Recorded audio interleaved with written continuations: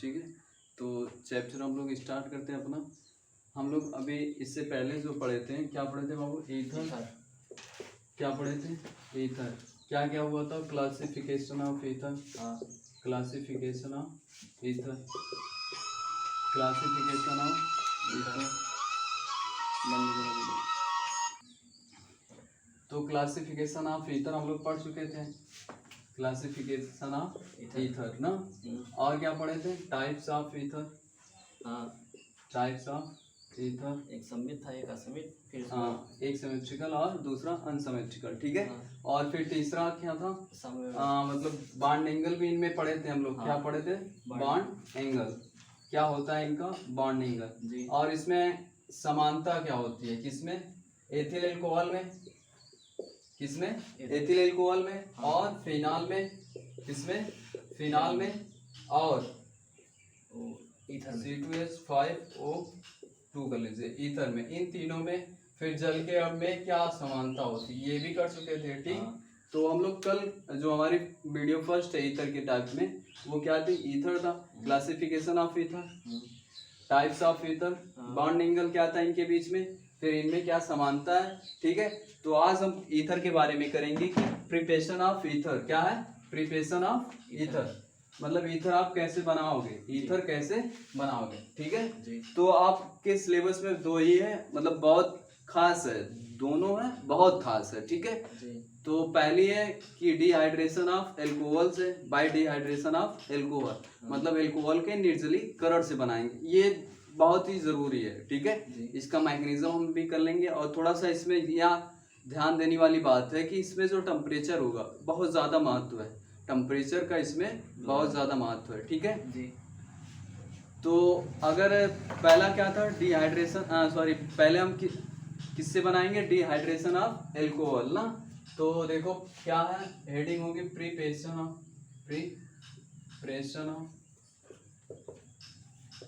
Ether, ठीक है। तो प्रिपरेशन ऑफ ईथर, तो पहला है डिहाइड्रेशन ऑफ एल्कोहल। पहला dehydration of alcohol, dehydration bye dehydration of alcohol, bye dehydration of alcohol.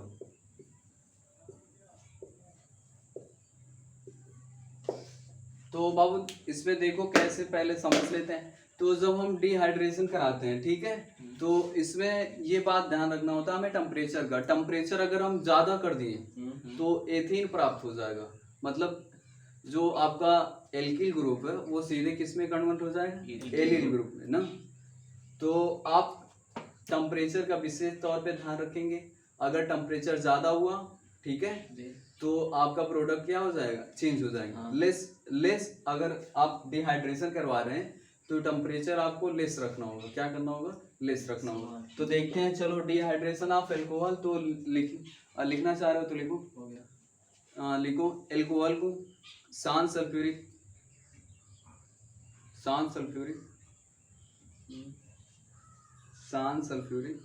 अम्ल की उपस्थिति में, शांत सल्फ्यूरिक अम्ल की उपस्थिति में गर्म करने पर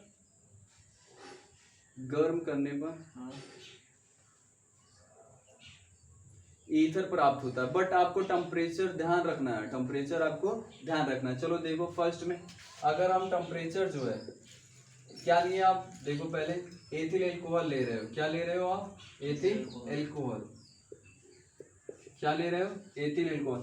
अगर आपने टेम्परेचर ज्यादा कर दिया, मतलब 443 केल्विन, कितना कर दिया? 443, और आपने यूज क्या किया है? H2SO4, constant H2SO4। ये कैसा है? सांद्र है। कैसा है?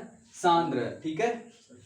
तो इसके आगे वाला देखो क्या बनेगा। इसका अगर संरचनात्मक सूत्र देखा जाए बाबू, तो ये CH2OH, ठीक है, ये H।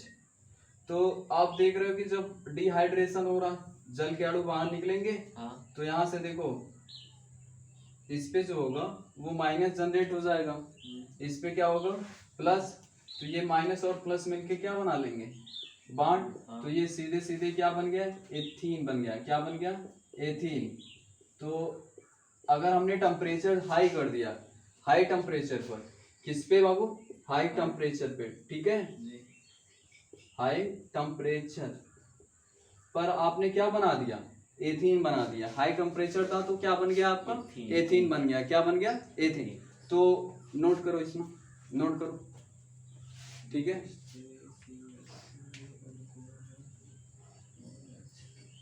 ये प्रयोगशाला विधि है, लाइब्रेरी मेथड, ठीक है जी। लाइब्रेरी नहीं, लैब, लाइब्रेरी मतलब पुस्तकालय हो जाता है, लैब मेथड ना जी।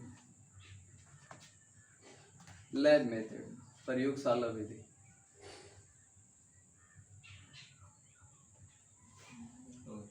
ठीक है, नोट हो गया। अब दूसरा देखो, अगर टेम्परेचर लो रहेगा तो क्या बनेगा आपका, डिहाइड्रेशन तब भी करा रहे हो आप, क्या करा रहे हो, टेम्परेचर अगर आपका लो हो, क्या हो, टेम्परेचर लो हो, क्या हो, टेम्परेचर लो।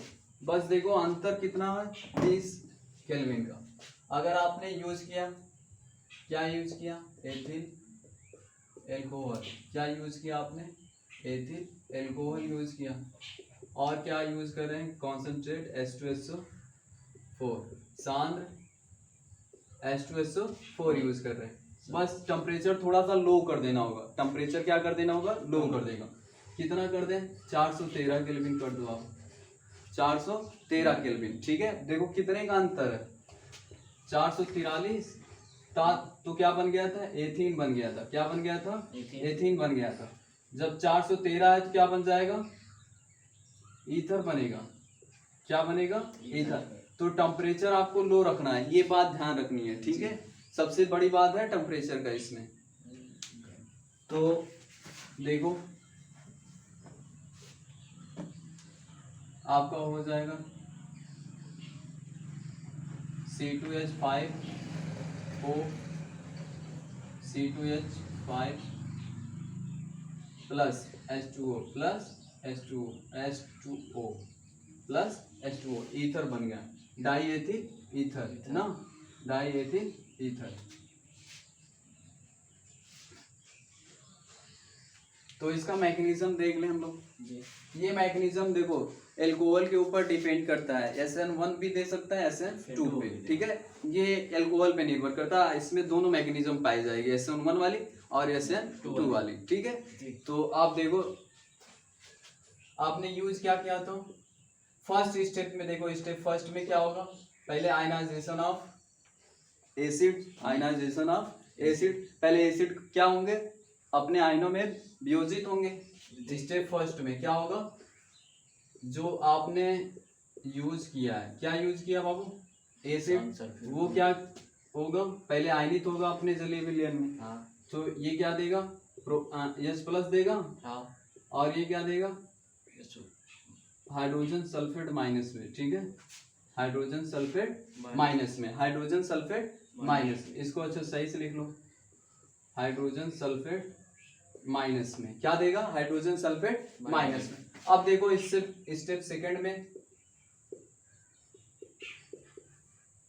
स्टेप सेकंड में क्या होगा कि अब ये जो हाइड्रोनियम आयन है वो क्या करेगा, इस ऑक्सीजन पर अटैक करेगा। तो क्या हो जाएगा, देखो CH3 CH2 O है, अब ये यहाँ आके अटैक कर दिया तो इसमें ऐड हो जाएगा। हाँ। क्या हो जाएगा, ऐड हो जाएगा। अब देख रहे हो ऑक्सीजन के पास 2 ही क्षमता थी, लेकिन एक इसने और एक्स्ट्रा लगा दिया, इस पे प्लस चार्ज आ जाएगा जी। क्या करेगा, प्लस चार्ज आ जाएगा। हाँ। तो ये स्टेप 2 में क्या करेगा, कार्बोकेटायन का जन्म करेगा। हाँ। स्टेप 2 में क्या करेगा आप, कार्बोकेटायन का जन्म करेगा, ठीक है जी। तो ये क्या हो जाएगा बाबू, तो इसको क्या करना होगा, ये बांड तोड़ना होगा अपने आप से। तो यहाँ प्लस आएगा। हाँ। क्या आएगा, प्लस, और यहाँ क्या आएगा, माइनस। तभी जाके ये प्लस माइनस क्या होंगे, न्यूट्रल होंगे। तो क्या बना, CH3 CH2 प्लस, और क्या बन गया, H2O बन गया।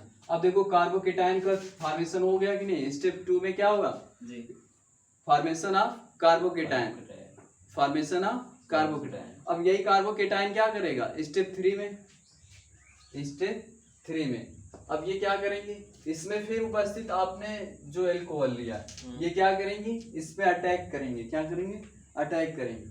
तो देखो स्टेप 3 में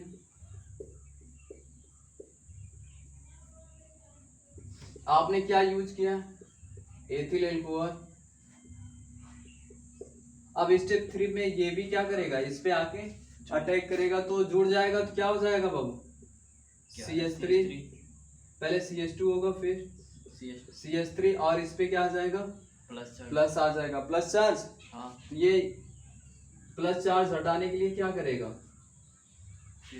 ये क्या करेगा दूसरे से, क्या करेगा, ये इस हाइड्रोजन से बॉन्ड ब्रेक कर लेगा, हाइड्रोजन से बॉन्ड ब्रेक करेगा तो इस पे माइनस आ जाएगा ऑक्सीजन पे, तो ये प्लस और ये माइनस न्यूट्रल हो जाएंगे। तो क्या बनेगा आपका C2H5O C2H5 और एक हाइड्रोनियम आयन बच जाएगा। ये हाइड्रोनियम आयन फिर क्या हो जाएगा, इस हाइड्रोजन सल्फेट से क्रिया करके न्यूट्रल हो जाएगा। तो आपको पता है जो कैटालिस्ट होते हैं वो लास्ट में सेम बच जाते हैं ना। तो नोट करो, मैकेनिज्म भी नोट कर लो, ठीक है जी। मैकेनिज्म भी आप नोट कर लो।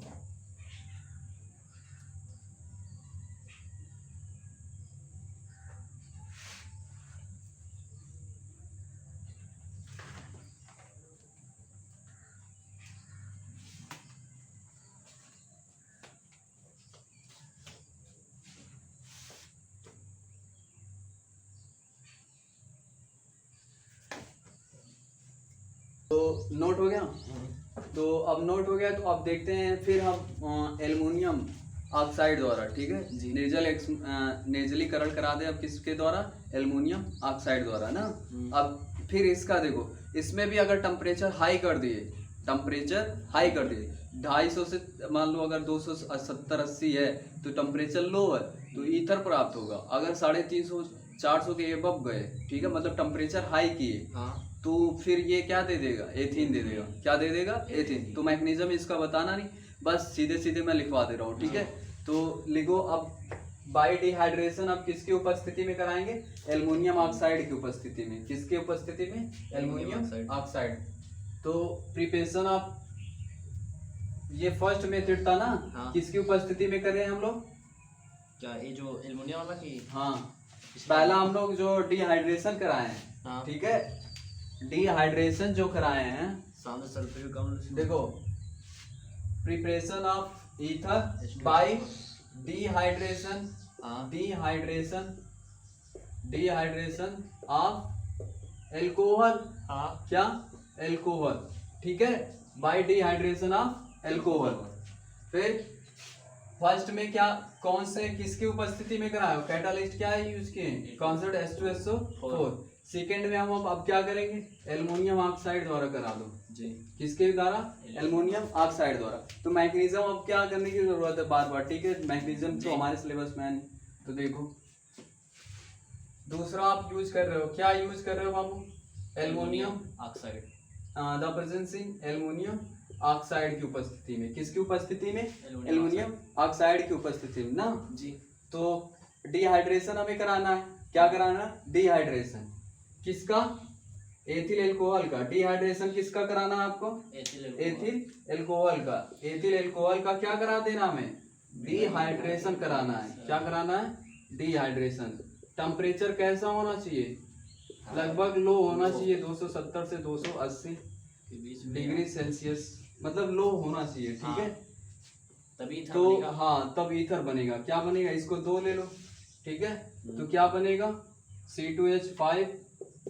C2H5O C2H5, ठीक है प्लस H2O प्लस H2O। तो ये क्या प्राप्त हुआ, डाई एथिल ईथर। क्या प्राप्त हुआ, डाई एथिल ईथर, या डाई एथिल एल्कोहल, एल्कोहल नहीं ईथर है, ईथर। वो अच्छा। देखो 2 एथिल डाई एथिल और ईथर का क्रियात्मक समूह ईथर, ठीक है। अच्छा अगर आपने टेम्परेचर हाई कर दिया C2H5OH, क्या कर दिया आपने, टेम्परेचर हाई कर दिया, हाई टेम्परेचर, ठीक है हाई टेम्परेचर, ये उपस्थिति सेम रहेगी एल्युमिनियम ऑक्साइड की। तो क्या प्राप्त हो जाएगा आपको, एथीन प्राप्त हो जाएगी, एथीन गैस प्राप्त हो जाएगी। क्या प्राप्त हो जाएगी? Ethene gas. क्या प्राप्त हो जाएगी? Ethene gas. तो क्या प्राप्त होगी? एथीन। नोट कर लो, ठीक है। जी।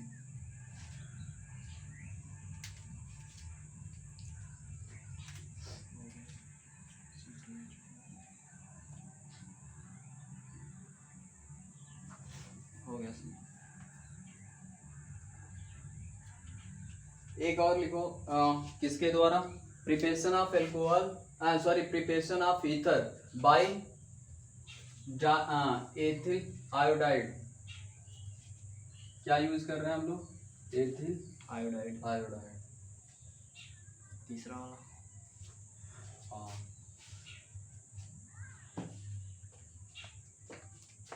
जी। तो देखो बाय एथिल आयोडाइड, ठीक है,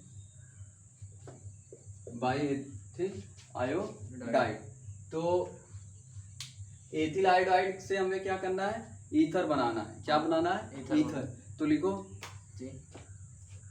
मेथिल आयोडाइड को शुष्क सिल्वर ऑक्साइड की उपस्थिति में, शुष्क सिल्वर ऑक्साइड की उपस्थिति में गर्म करने पर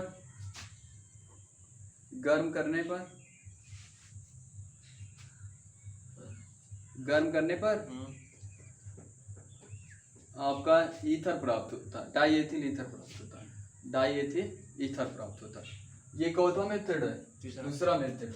वो तो उसी में था ना भाई, ये दूसरा है ना। वो फर्स्ट में दो थे। अच्छा। फर्स्ट में दो थे, दो तरह से किया गया था ना। अब ये अलग है, तो दूसरा।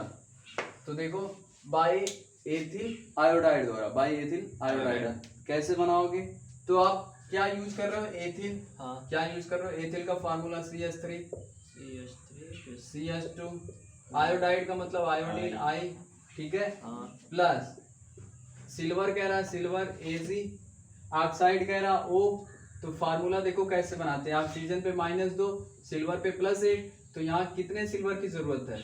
2 सिल्वर की, तभी तो 2 प्लस होगा। हाँ। तो ये फार्मूला आपका बन गया, ठीक है जी। अगर फार्मूला बाई चांस नहीं याद आ रहा है कि सिल्वर आयोडाइड का फार्मूला, सॉरी ऑक्साइड का फार्मूला क्या होगा, तो सीधे सीधे हम जो ऑक्सीकरण संख्या होती है उसी से फार्मूला ये नंबर लगाया जाता है, ठीक है। तो देखो आप मैग्नीशियम तो बार बार जरूरी नहीं है, ठीक है। क्या कर रहे हो आप? गर्म कर रहे हो। क्या कर रहे हो? गर्म कर रहे हो ना। तो क्या बन जा रहा है बाबू? Di ethyl ether. देखो Ag, ये बॉन्ड ब्रेक कर लेगा। हाँ। तो दोनों बॉन्ड ब्रेक करेगा, मतलब इसी तरह से ये दो मॉलिक्यूल्स जुड़े हैं इसके। तो ये क्या हो जाएगा? माइनस में हो जाएगा, और ये प्लस में बेचारा होगा। Ag प्लस में, इधर देखो CH3 CH2 आयोडाइड। मेथिल जो होगा, मेथिल ये क्या करेगा? मेथिल एथिल आयोडाइड है, क्या है? एथिल आयोडाइड, ठीक है। ये बॉन्ड को ब्रेक कर लेगा, तो आयोडीन पे क्या आ जाएगा बाबू? माइनस, और इस पे क्या आ जाएगा? प्लस। अब देख रहे हो ये ऑक्सीजन जो है इस प्लस के साथ जुड़ जाएगी। हाँ, ये ऑक्सीजन जो है इस प्लस के साथ, और ये आयोडीन जो होगी वो सिल्वर के साथ जुड़ जाएगी, ठीक है। तो हमारा क्या बनेगा? देखो C2H5 क्या बनेगा? C2H5, और ये O है। हाँ। फिर क्या है? C2H5, ठीक है। दो मतलब दो यूज कर लेंगे, ठीक है। क्यों? क्योंकि ये एक ही बॉन्ड बना सकता है। हाँ। अरे भाई इसकी बैलेंसी एक ही है, ठीक है। ऑक्सीजन को चाहिए कितना? 2, तो इसको 2 लेना पड़ेगा कि नहीं? हाँ। तभी तो ऑक्सीजन की बैलेंसी पूरा होगी। तो ये क्या बन गया? डाई एथिल ईथर बन गया। क्या बन गया? डाई एथिल ईथर बन गया। और आपका क्या बनेगा? देखो 2AgI सिल्वर आयोडाइड, ठीक है। क्या बन जाएगा? Silver iodide. इसको 2 से पूरा सब संतुलित है, ठीक है जी। क्या है? सब संतुलित है। तो इसको नोट कर लो, ये आपको देखना नहीं है, मतलब लिखना नहीं, ये आपके सिलेबस में नहीं, बस इतना, ठीक है जी। बस ये बताने के लिए था। तो हो गया, नोट हो गया। हाँ। अब लिखो सबसे मोस्ट इम्पोर्टेंट है यही, इससे आप सममित असममित आप जो भी ईथर बनाना चाहोगे बना सकते हो। बस इसकी थोड़ी सी ये है कि लिमिटेशन है, इसमें आप हाई मॉलिक्यूलर मास वाले यूज नहीं करोगे, ठीक है, मतलब हाई कार्बन नंबर वाले आप यूज नहीं करोगे, लो इंडर्ड आप यूज करोगे ना। जी तो मतलब लो क्रोड भी कह सकते हैं, मतलब कार्बन की संख्या कम वाले यूज करेंगे हम लोग जिसमें, ठीक है। तो लिखो विलियमसन संश्लेषण विधि, विलियम संश्लेषण विधि,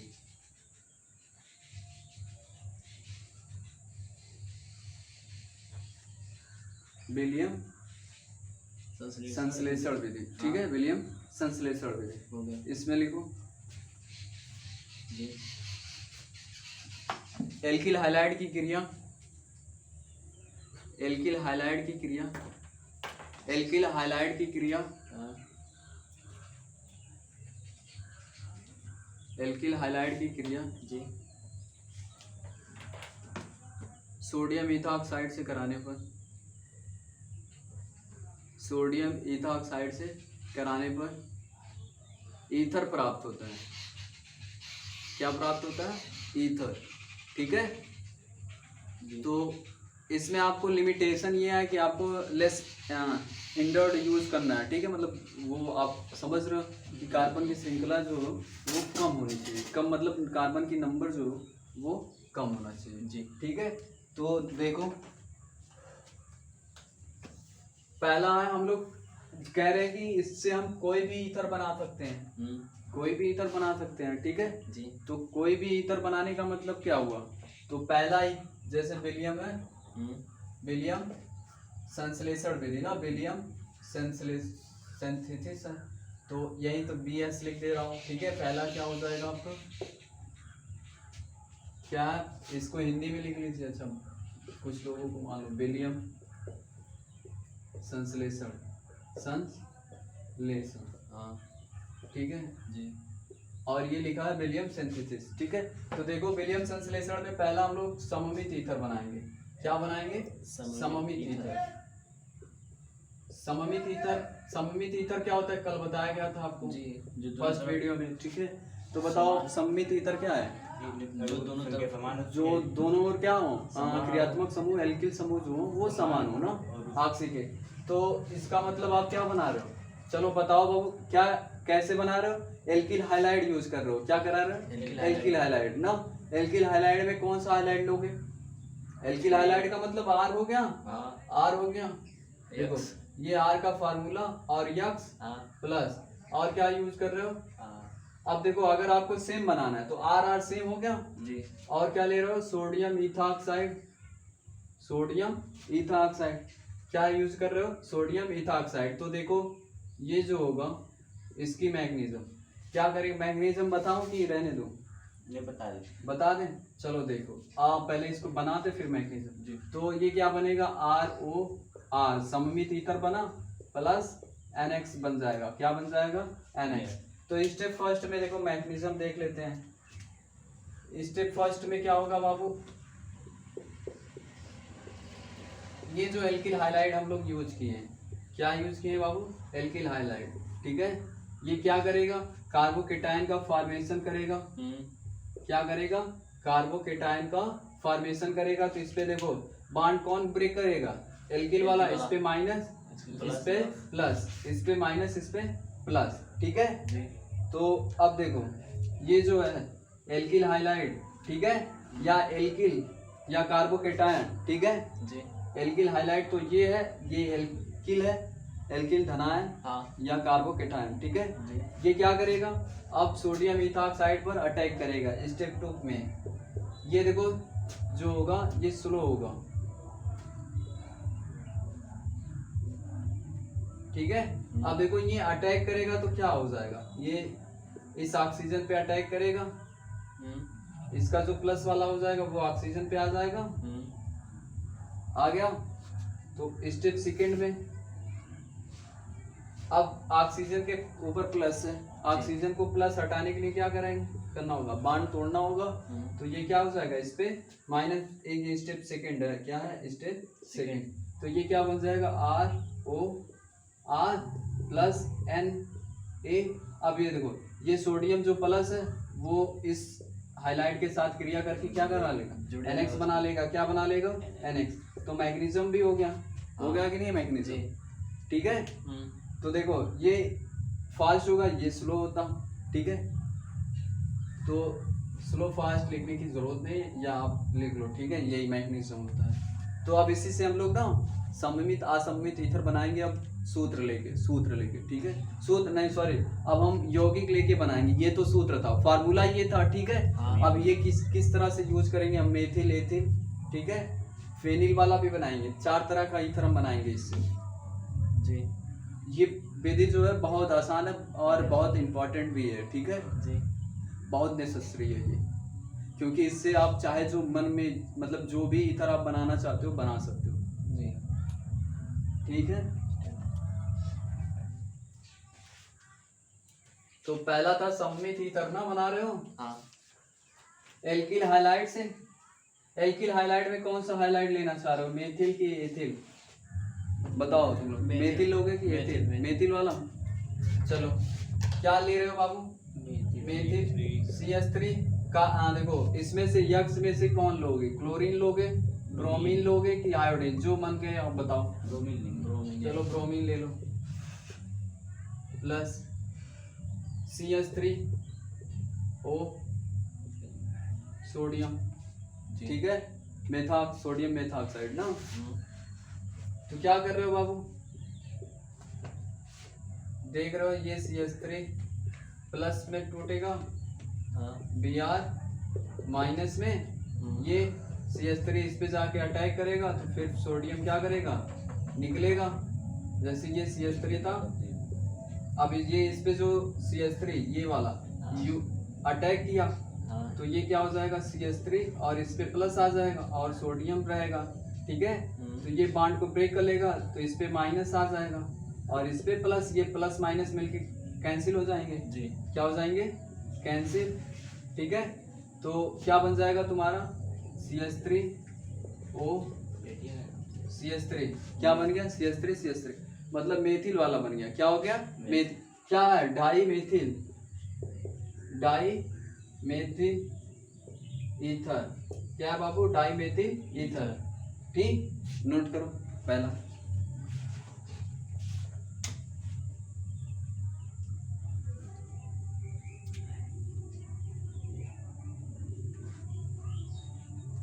अब मैं मैकेनिज्म नहीं बताऊंगा क्योंकि वीडियो लंबी हो जा रही है और फिर ना इसको अभी हमें इसमें फिजिकल प्रॉपर्टी भी करनी है और केमिकल प्रॉपर्टी भी करनी है, आज खत्म करना है हमको ईथर जी, ठीक।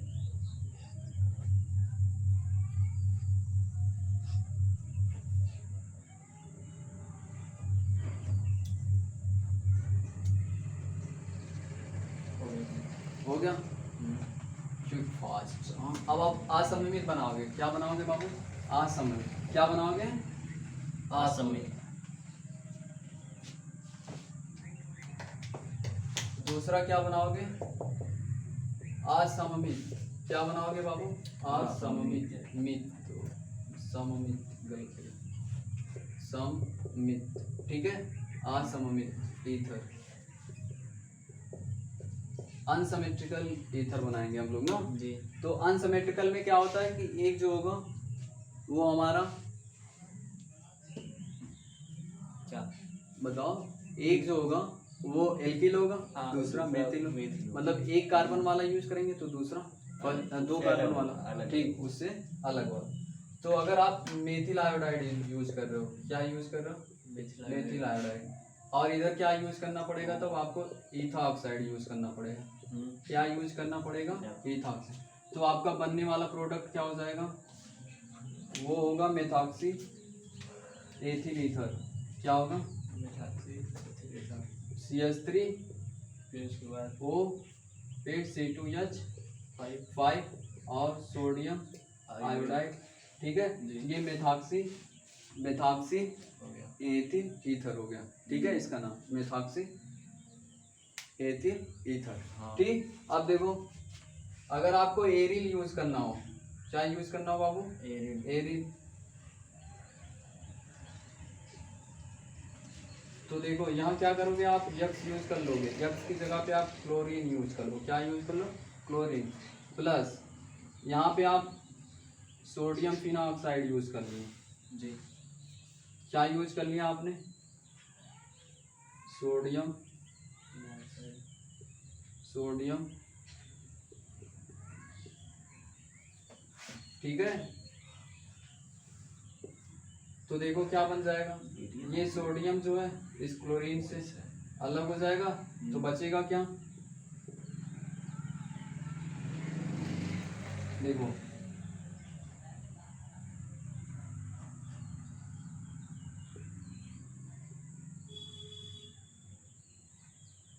यहाँ इसको इस तरह से कर दूं मैं, नीचे जगह ले लिया ना, ठीक है।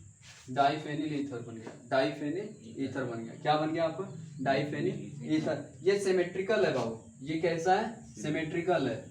बट अगर आपको अनसिमेट्रिकल बनाना है, क्या बनाना है? अनसिमेट्रिकल, तो आप जो ये फेनिल यूज किए हैं, आप ये जो फेनिल यूज किए आप इसकी जगह पे क्या कर देंगे? CH3 यूज कर देंगे या C2H5 यूज कर देंगे। क्या कर देंगे? C2H5। तो पहले अनसिमेट्रिकल वाला कर ले ना जी। ठीक है, नोट करना हो कर लो, नहीं तो फिर से बताऊँ। क्या आपको करना है? अनसिमेट्रिकल बनाना है ना, असममित बनाना है। क्या बनाना है? असममित। तो यहाँ से आप सोडियम ले रहे हो, ठीक है, और ऑक्सीजन ले रहे हो, यहाँ CH3 यूज कर लो। क्या यूज कर लो? CH3। तो देखो ये जो है NaCl तो अलग होगा ही, तो क्या बचेगा आपका?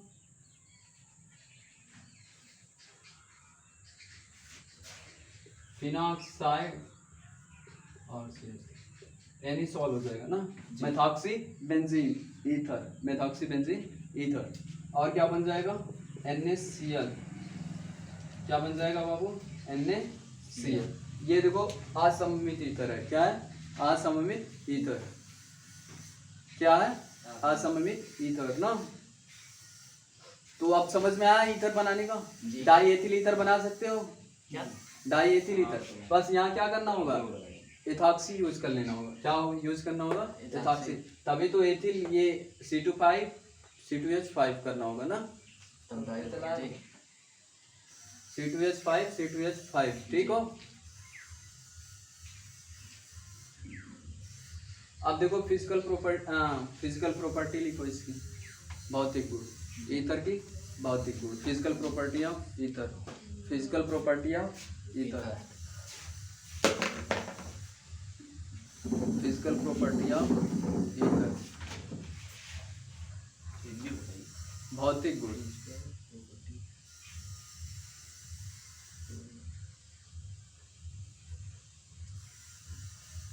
भौतिक गुण ठीक है। तो भौतिक गुण में देखो नंबर 1 लिखो, ये जो मेथॉक्सी होते हैं बाबू, जो ये डाई मेथॉक्सी या डाई मेथिल ईथर है, ठीक है। डाई एथिल ईथर क्या है? Die ethyl ether. ये जो दो ईथर है, मतलब फर्स्ट कार्बन श्रृंखला वाला, सेकेंड, दोनों वाले क्या है? मतलब मेथॉक्सी एथॉक्सी जो है, ठीक है। ये दोनों जो है आपके द्रव के रूप में पाए जाएंगे। ये किसके रूप में पाए जाएंगे? नॉर्मल टेम्परेचर पे द्रव के रूप में। बाकी ठीक है, और जो होंगे नहीं गैस हो जाएंगे, ठीक है जी। क्या हो जाएंगे? गैस। तो लिखो पहला डाईमेथिल ईथर, डाईमेथिल ईथर तथा डाईएथिल ईथर सामान्य रूप में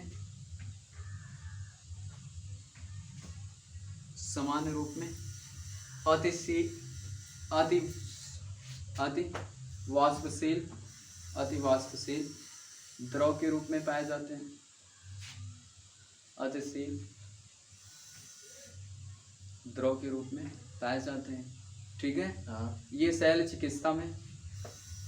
अब देखो जो बेहोशी वाली दवा, क्लोरोफॉर्म की जगह पे क्या यूज किया जा रहा है? ईथर यूज किया जा रहा है मेडिकल, ठीक है, सर्जरी में, ठीक है। तो लिखो शैल चिकित्सा में ईथर का उपयोग निषेचक के रूप में यूज किया जाता है। किसके रूप में? तो हमने बताया था कि क्लोरोफॉर्म पहले यूज किया जाता था बट अब नहीं किया जाता। हाँ, शैल चिकित्सा में निषेचक के रूप में, बेहोश करने के लिए, निश्चेतक के रूप में। ठीक है, किसके रूप में? निश्चेतक के रूप में। क्लोरोफॉर्म क्यों नहीं यूज किया जाता? क्योंकि क्लोरोफॉर्म जो है बहुत जल्दी ऑक्सीकृत हो जाता है, तो कौन सी गैस बनाता है? फास्जिन गैस बना लेता, और ये बहुत विषैली होती है जिसके कारण मृत्यु भी हो सकती है। तो इसीलिए क्लोरोफॉर्म जो है यूज नहीं किया जाता है ना जी। तो इसकी जगह पे क्या यूज किया जाता है? ईथर। क्या यूज किया जाता है? ईथर। लिखो,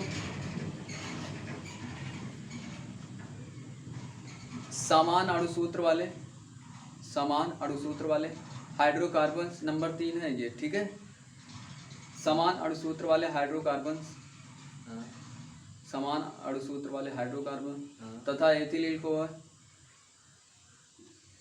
तथा ethyl alcohol, ether, ethyl alcohol. ठीक है, से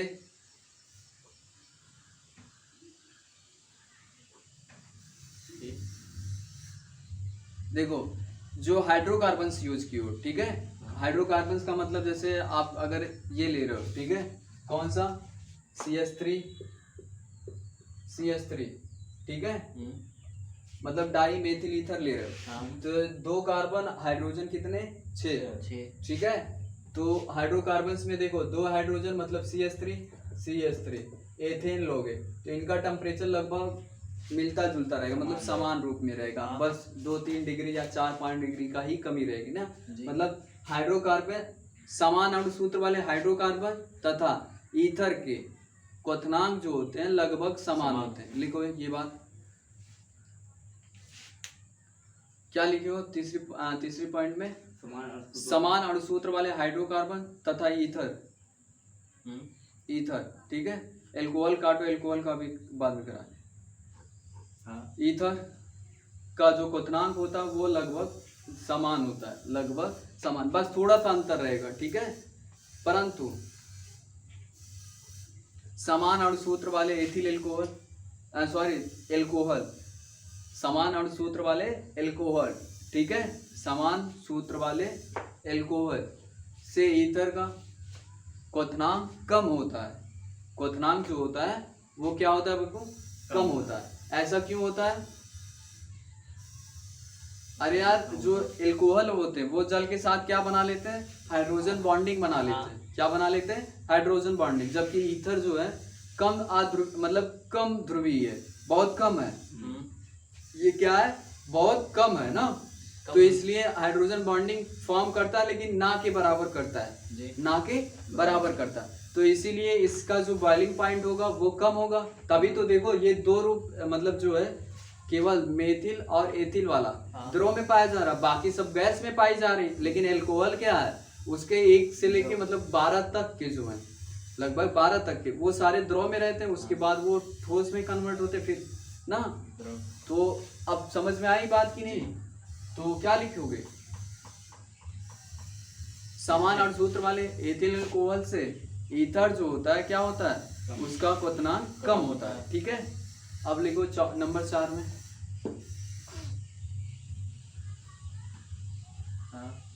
या जल में अल्प विलेय, या जल में अल्प विलेय, मतलब जल में जल्दी घुलता नहीं। ठीक है, इसकी विलेयता भी क्या होगी? एल्कोहल और फिनाल से कम होगी, एल्कोहल और फिनाल से कम होगी। क्यों? क्योंकि हाइड्रोजन बॉन्डिंग, या हाइड्रोजन बॉन्डिंग जल के साथ ये हाइड्रोजन बॉन्डिंग बहुत कम बनाएगा, तो घुलेगा भी नहीं। ठीक है, एल्कोहल रहेगा तो घुल जाएगा। हाँ, तो ये बहुत कम घुलते हैं। ठीक है, घुलता है ऐसी बात नहीं है, लेकिन कम घुलेगा। ठीक, 5वां लिखो, कार्बनिक विलायक के रूप में, जैसे प्रोटीन हो गया, वसा हो गया, चर्बी हो गया, इन सबको क्या करना होगा?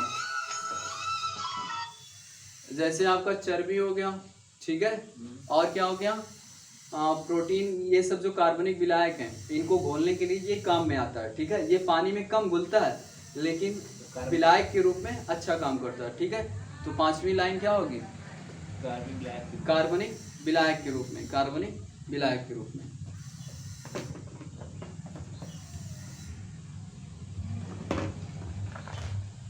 तो हो गया।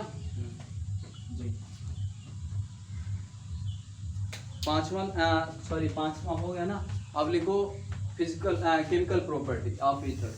Chemical property of ether. Chemical property of ether. Chemical property of ether.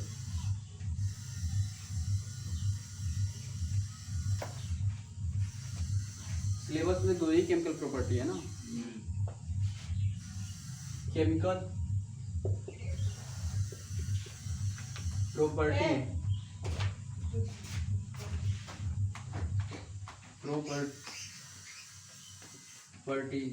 Of ether.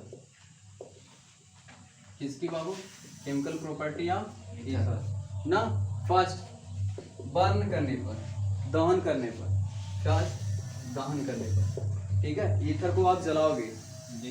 तो आप ये बात ध्यान में रखो, जितने भी कार्बनिक यौगिक हैं, जितने भी कार्बनिक यौगिक हैं, आप उनको जलाओगे, चाहे अल्कोहल हो, चाहे मीथेन गैस हो, ठीक है, या ईथर हो, ठीक है, इन सबको जब आप जलाओगे तो ये कार्बन डाइऑक्साइड और भाप देती हैं। क्या देती हैं? कार्बन डाइऑक्साइड और भाप, ठीक है जी। तो देखो, अगर आप डाई एथिल ईथर C2H5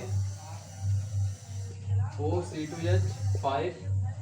ठीक है, क्या कर रहे हो? बर्न कर रहे हो, जला रहे हो, ठीक है जी। तो क्या देगा आपको? CO2 गैस देगा। क्या देगा बाबू? CO2 गैस और भाप देगा। तो देखो, संतुलित कर लो, कार्बन इधर 2 है, 2 4 से गुणा कर दो। ऑक्सीजन कितना हो गया? 8, 4 दूनी 8, ऑक्सीजन 8 हो गया। तो हाइड्रोजन कितना हो गया? 5 5 10, यहाँ 5 से गुणा कर दें, ठीक है, तो कितना हो जाएगा? 8, ये 5, 8 5 13।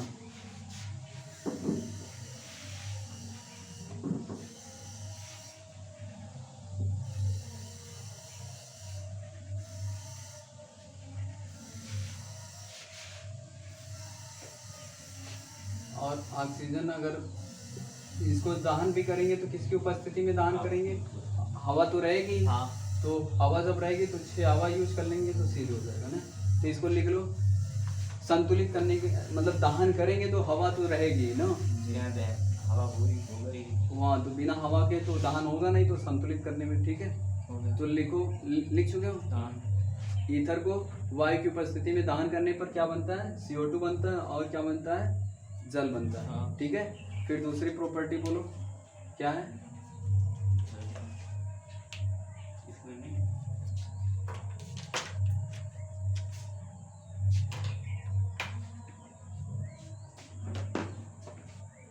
दूसरी प्रॉपर्टी ये है कि अगर आप इनका जो है जल अपघटन करा दिए। क्या करा दिए बाबू? जल अपघटन। क्या करा रहे हो? जल अपघटन करा रहे हो। हाँ। क्या यूज कर रहे हो आप? जल अपघटन। तो देखो,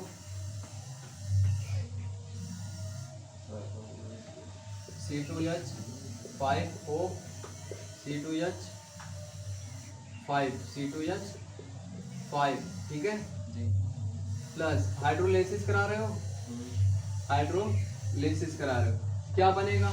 देखो, H, ठीक है, OH, यही ना। हाँ। क्या करेगा? ये माइनस, ये प्लस, ये भी बेचारा क्या करे? प्लस जाके इस पे जब अटैक कर देगा, हाँ। तो सीधे सीधे देखो 2H, C2H5 बन जाएगा, OH, ठीक है। हाँ। एथिल एल्कोहल बनाएंगे। क्या बनाएंगे? एथिल। एल्कोहल। तो लिखो, मैग्नीशियम भी समझा देता हूँ, लिखो, क्या? एथिल डाई एथिल ईथर हो गया। का जल अपघटन कराने पर, डाई एथिल ईथर का जल अपघटन कराने पर एल्कोहल प्राप्त होता है। क्या प्राप्त होता है? एल्कोहल। क्या प्राप्त होता है? कैसे? इसका मैग्नीशियम देख लेते हैं हम लोग। क्या देख लेते हैं बाबू? मैग्नीशियम, ठीक है। देखो, C2H5 है स्टेप फर्स्ट में जी। स्टेप फर्स्ट में पहले तो ये जो जल होगा वो क्या होगा? आयनित होगा। क्या होगा? आयनित होगा। तो ये H प्लस देगा और OH माइनस देगा, ठीक है। स्टेप सेकंड में क्या होगा? अब यही जाके क्या करेगा, कार्बोकेटायन फॉर्म करेगा। क्या करेगा, कार्बोकेटायन फॉर्म करेगा। तो क्या होगा, ये देखो ऑक्सीजन जो है इस हाइड्रोजन को अवशोषित करेगा, तो यहाँ H आ जाएगा और इसके ऊपर प्लस आ जाएगा, और ये क्या बनाएगा, C2H5 बनाएगा। क्या बनाएगा, C2H5। तो ये बॉन्ड क्या करेगा, ऑक्सीजन की तरफ ब्रेक करेगा। तो इस पे माइनस आएगा और इस पे प्लस, और ये माइनस ये प्लस मिलके क्या हो जाएंगे, न्यूट्रल।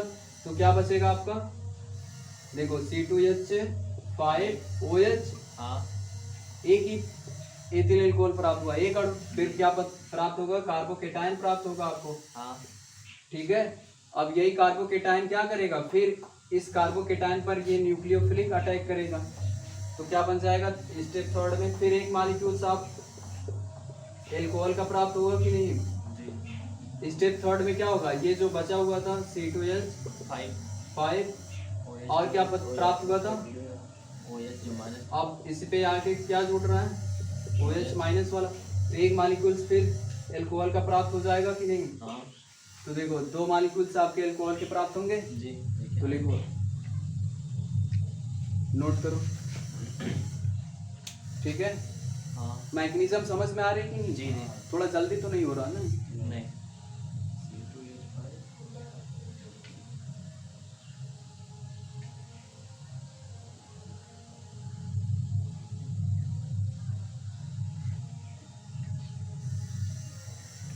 बट करा दे रहा हूँ।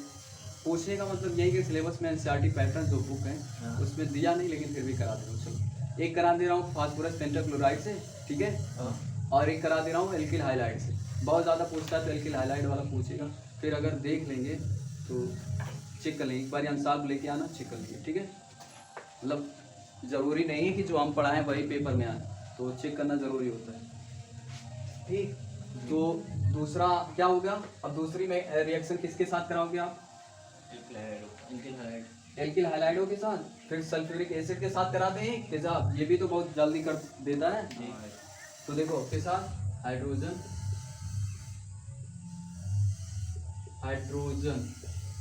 दूसरा हम लोग कराते हैं हाइड्रोजन हाइलाइडो के साथ। किसके साथ, हाइलाइडो के साथ। किसके साथ, हाइलाइडो के साथ।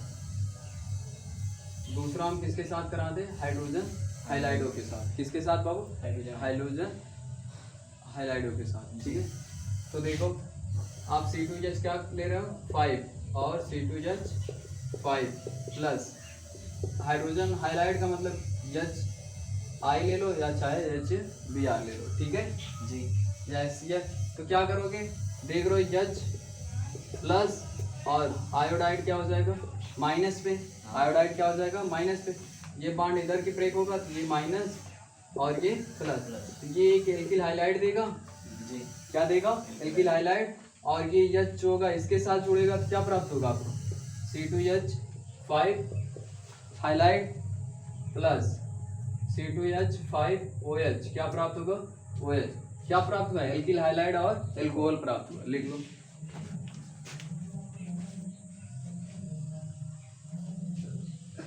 डाईएथिल एथिल की क्रिया हाइड्रोजन आयोडाइड के साथ।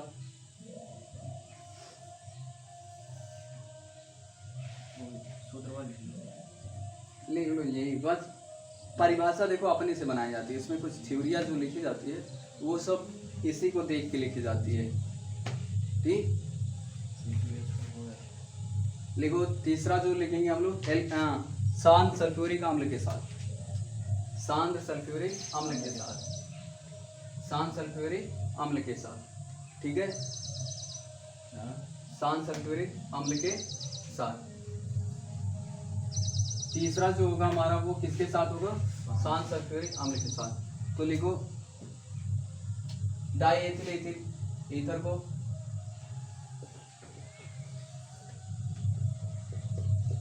डाईएथिल ईथर को शांत सल्फ्यूरिक अम्ल के साथ गर्म करने पर एथिल हाइड्रोजन सल्फेट प्राप्त होता है। डाईएथिल ईथर को शांत सल्फ्यूरिक अम्ल के साथ गर्म करने पर डाईएथिल ईथर प्राप्त होता है। डाईएथिल ईथर प्राप्त होता है। डाईएथिल ईथर प्राप्त होता है। चलिए अरे यार क्या लिख दिए? गर्म करने पर हाँ डाई नहीं एथिल हाइड्रोजन सल्फेट, वही चीज ये कैसे प्राप्त होगी? सॉरी लिखो ethyl hydrogen sulphate, ethyl hydrogen sulphate प्राप्त होता है। क्या प्राप्त होता है? Ethyl hydrogen sulphate. Ether ether थोड़ी प्राप्त होगा यार, वो गलत हो गई। चलो ऐसा ठीक है, देखो जी C2H5O, क्या यूज कर रहे हो आप? शांत सल्फ्यूरिक एसिड यूज कर रहे हो बाबू। क्या यूज कर रहे हो? शांत सल्फ्यूरिक एसिड। और क्या प्राप्त हो रहा है आपको? C2H5 hydrogen sulphate. क्या प्राप्त हो रहा है? Hydrogen sulphate. क्या प्राप्त हो रहा है? Hydrogen sulphate. सल्फेट। ठीक है जी। और क्या प्राप्त होगा? H2O प्राप्त हो जाएगा। क्या प्राप्त होगा? H2O। क्यों? क्योंकि आप जानते हो ये निर्जलीकरण का काम करता है। हाँ अम्ल जो होता है ये क्या करता है? निर्जलीकरण का मतलब जल निकाल देता है, जल के अणु को। ठीक है, जी नोट हो गया। हाँ अब लास्ट वाला कर लेते हैं हम लोग। तीसरा है कि चौथा है? चौथा फास्फोरस पेंटाक्लोराइड से।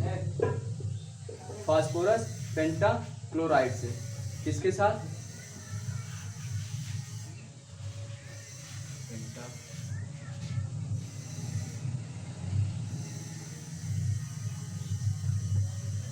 हो गया।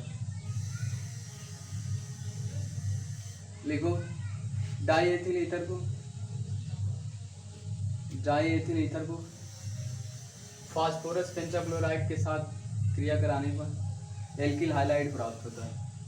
एल्किल हाइलाइड प्राप्त होता है। तो देखो बाबू क्या यूज कर रहे हो आप? C2H5O, C2H5। ठीक, जी इधर देखो। और किसके साथ करा रहे हो? PCl5 से। यहाँ क्लोरीन माइनस में मिलेगा, ये क्या करेगा? ये यहाँ से देखो ये बॉन्ड ब्रेक करेगा, इधर वाला भी, मतलब ये दोनों एल्किल के साथ बॉन्ड ब्रेक कर लेगा। हाँ। एक साथ ये माइनस देगा और ये प्लस, ये भी प्लस। तो आगे आपका सीधे यहाँ से क्या बन जाएगा? C2H5Cl और इसको 2 कर लो। क्या कर लो? 2। बचा कितना? P बचा फास्फोरस। हाँ। इसमें से एक ऑक्सीजन निकल रहा है, एक ऑक्सीजन। इसमें से क्लोरीन कितना बच रहा है? 4 बचेगा। अरे 2 हो गया, यहाँ देखो 2 ले लिए। कितना लिए? 2। तो बचा कितना?